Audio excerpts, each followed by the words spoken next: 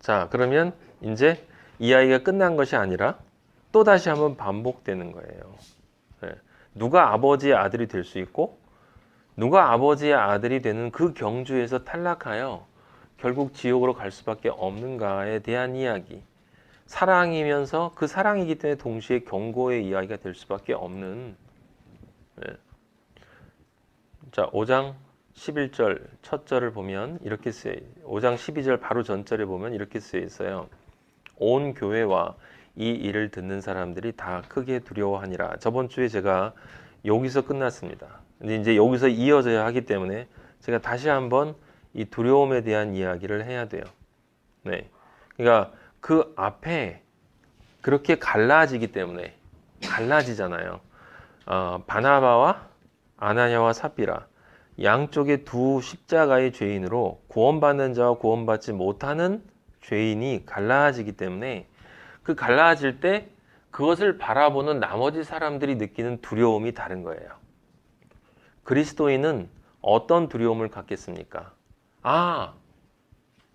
내가 반드시 저 죽음으로 죽어야 되겠다.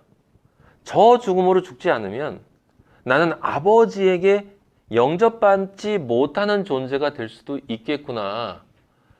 진정 죽음의 존재로 내가 판결이 날 수가 있겠구나. 그 종국적인 판결 때 내가 아나니아와 삽비라는 것이 드러나면 어떻게 되지? 그래서 5장 11절에 저번 주에 우리가 했던 그 5장 11절에 뭐라고 써 있냐면 여러분 사람들이 두려워했다라고 써 있지 않아요. 뭐라고 써 있냐면 온 교회와 이 일을 듣는 사람들 교회도 두려워하고 이 일을 듣는 일반 사람들도 두려워했다고요.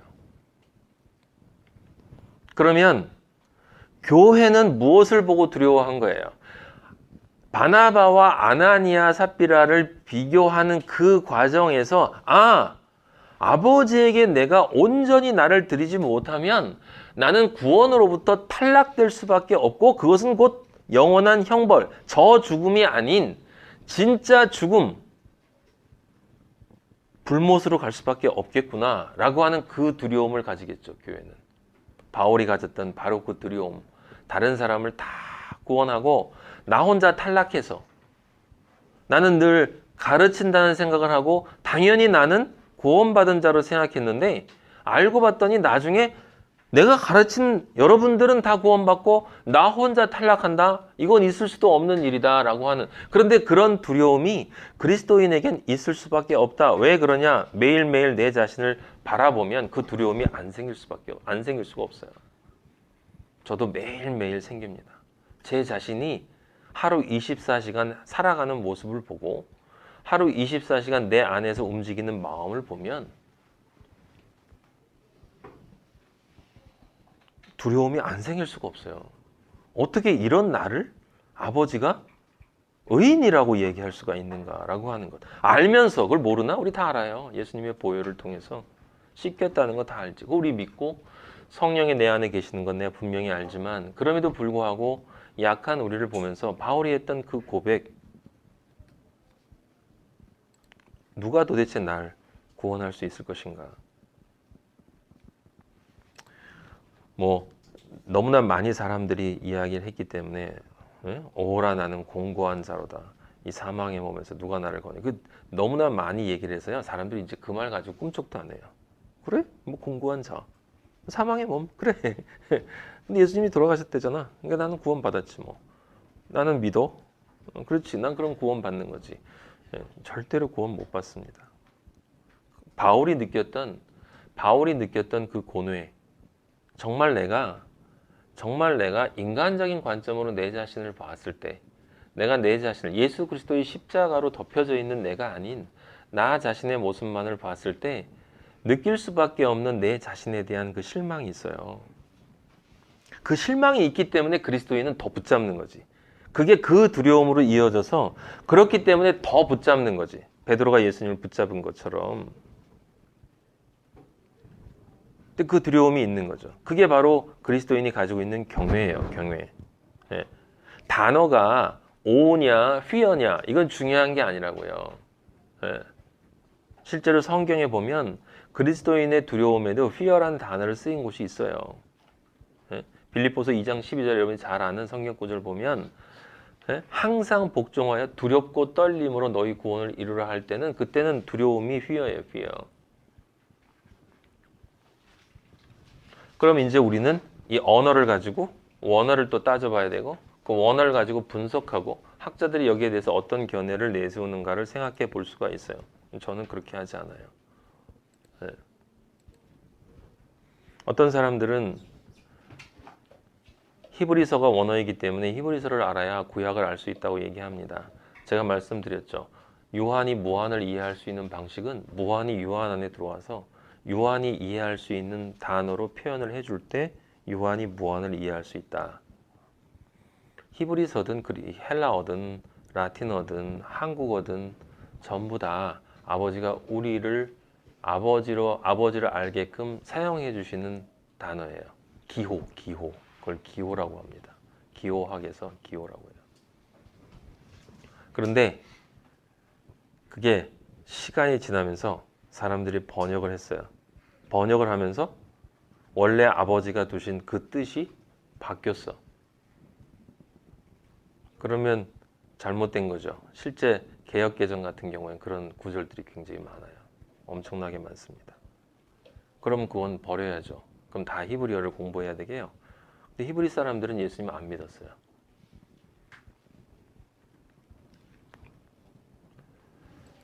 그 히브리 말도 히브리어로 써인 성경도 그 성경도 하나의 글이기 때문에 그 글을 읽느냐 안 읽느냐가 중요한 게 아니라 히브리 말 뜻을 읽는 게 중요한 게 아니라 그 글을 내 육의 욕망의 관점으로 보느냐 혼의 마음의 관점으로 보느냐 영의 아버지의 뜻의 관점으로 보느냐에 따라서 그 히브리 말이 하나님의 말이 될 수도 있고 인간의 말이 될 수도 있는 거죠. 그리고 우리는 아버지가 전능하다는 걸 믿습니다. 그럼 우리 아버지가 성경은 성령의 감동으로 쓴 건데 몇천 년 겨우 지나면서 사람들이 번역하면서 조금 오류가 났다고. 지금 우리가 한글로 성경을 읽는데 이걸 읽는데 번역을 잘못해서 우리가 아버지의 뜻을 읽지 못하게 번역되어 있다면 그럼 아버지가 능력이 없으신 거죠. 사람들에 의존해야 되는 거지. 번역하는 그 성경을 번역한 사람들에 의존해야 되는 거죠. 분명히 단어가 틀려요. 저는 그런 걸 많이 봤어요. 제가 전에 마태복음 할 때 설명드렸죠. 전혀 다른 구절, 반대의 구절로 해석해 놓은 게 있다고. 그런데 아버지의 관점에서는 같은 말이야. 왜? 영어로 보면 어떻게 번역돼 있든 다 십자가밖에 안 보이기 때문에 그래요. 십자가밖에 안 보이기 때문에. 그래서 어떤 단어를 사용하냐가 중요한 게 아니에요. 중요한 건 무엇을 두려워하느냐라고 하는 겁니다. 그리스도인은 그것을 보고 그 너머의 영적인 것을 봐요. 그래서 그걸 두려워하는 거예요.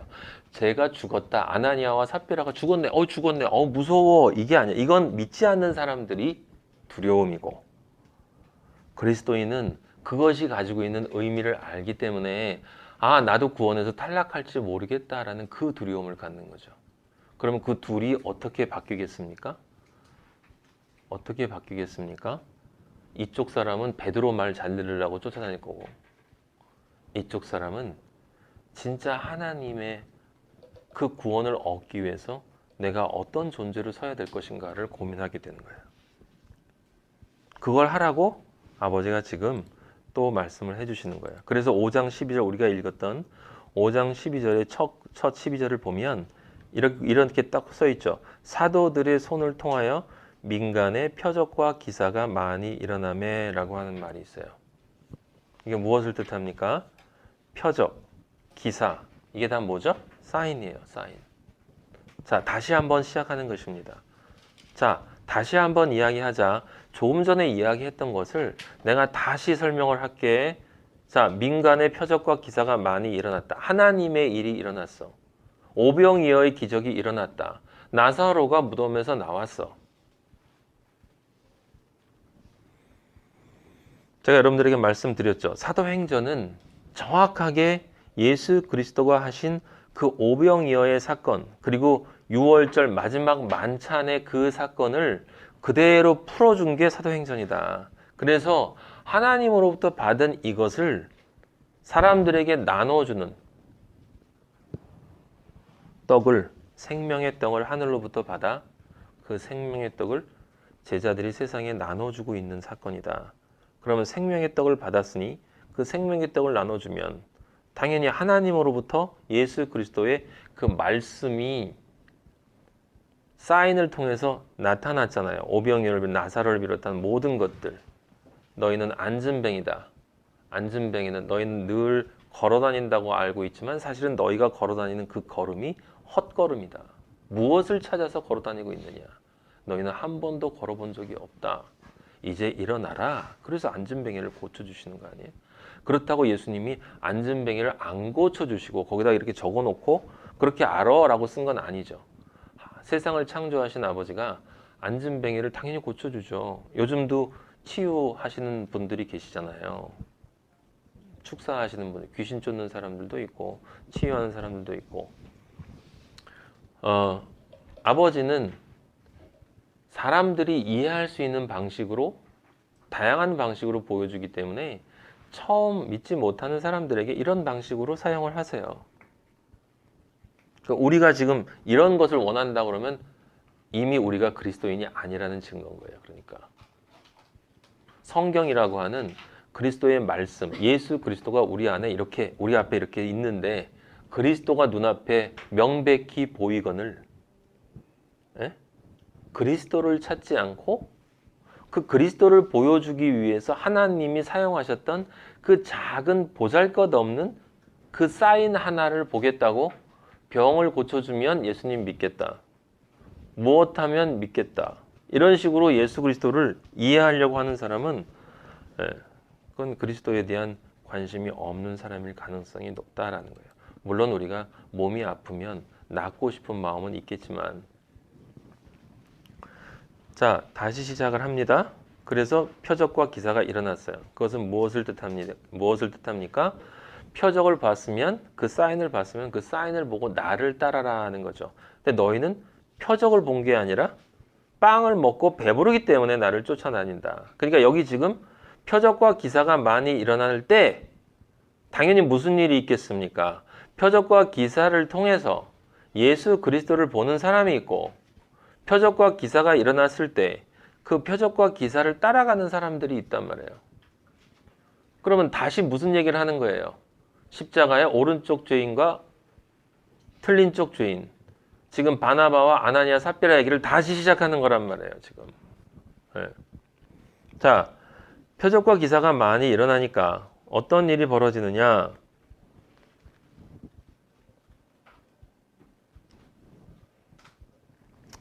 믿는 자들은 거기 12절 보세요. 믿는 사람이 다 마음을 같이하여 솔로몬 행각에 모였다.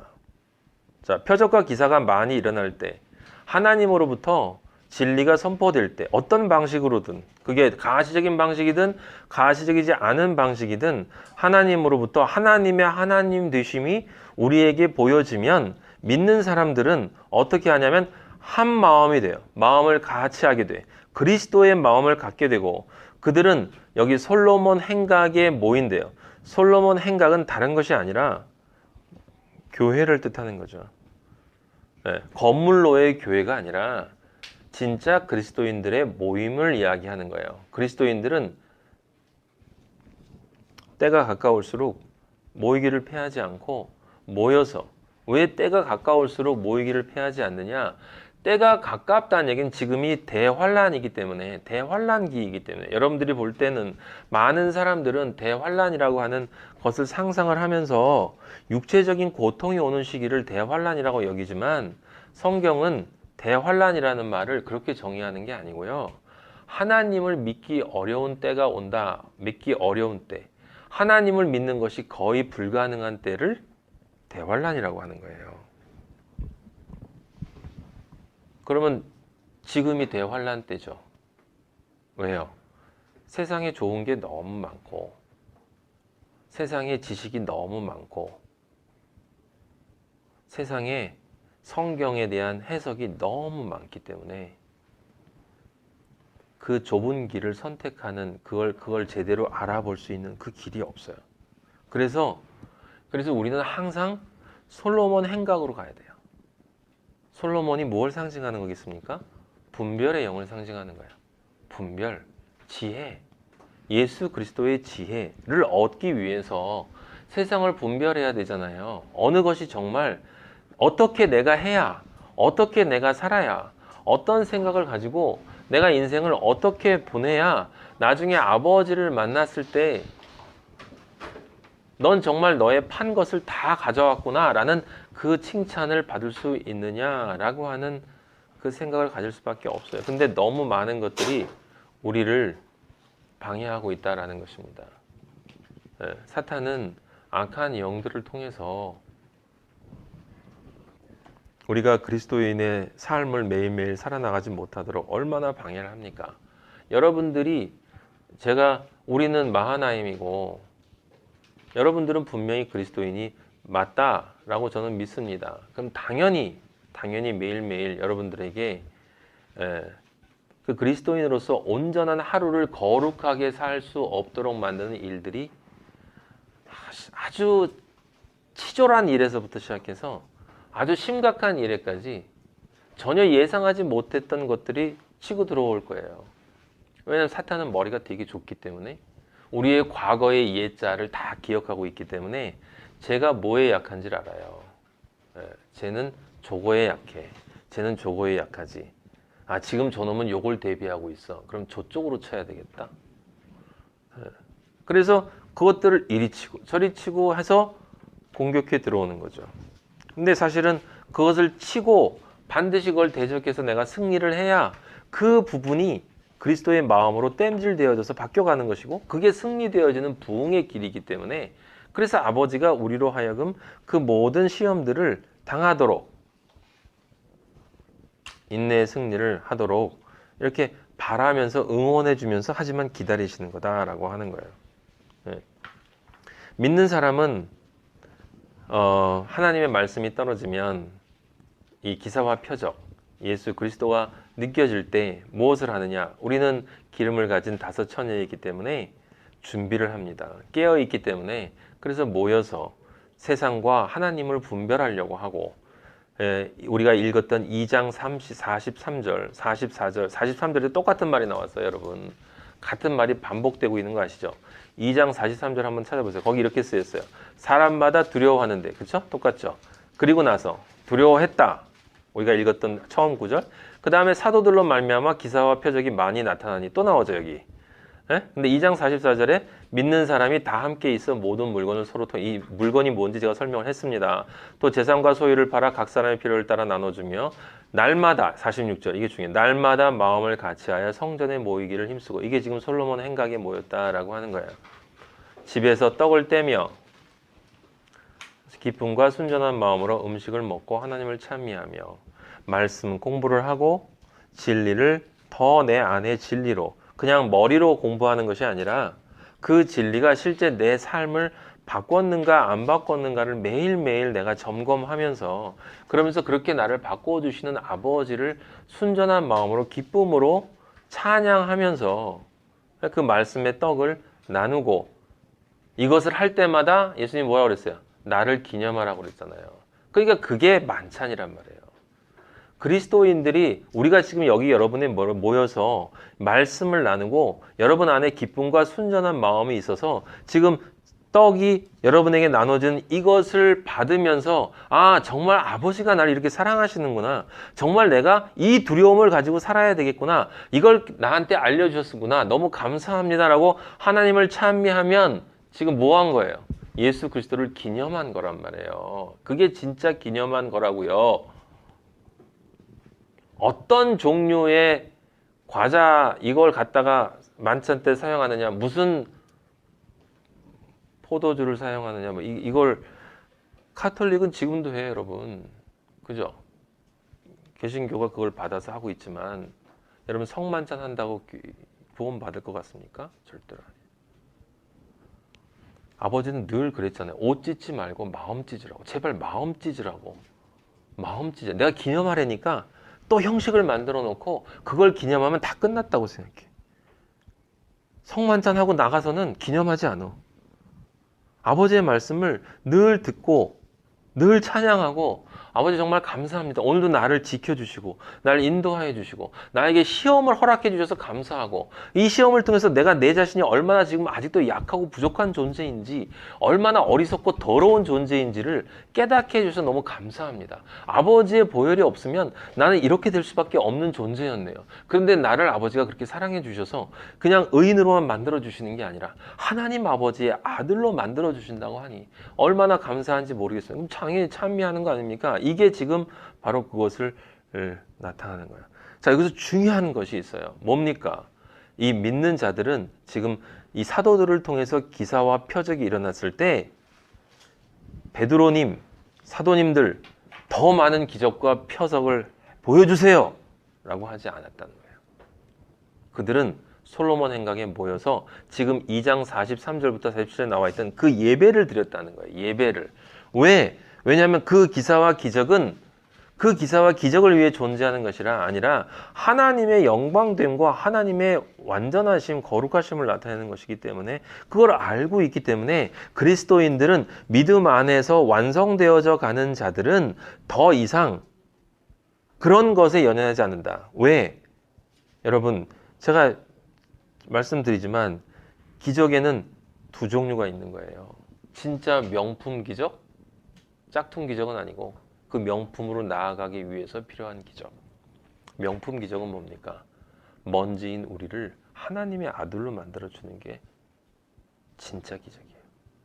그 기적이 이 온 우주에 그 어떤 존재도 할 수 없는 아버지만 할 수 있는 기적이에요.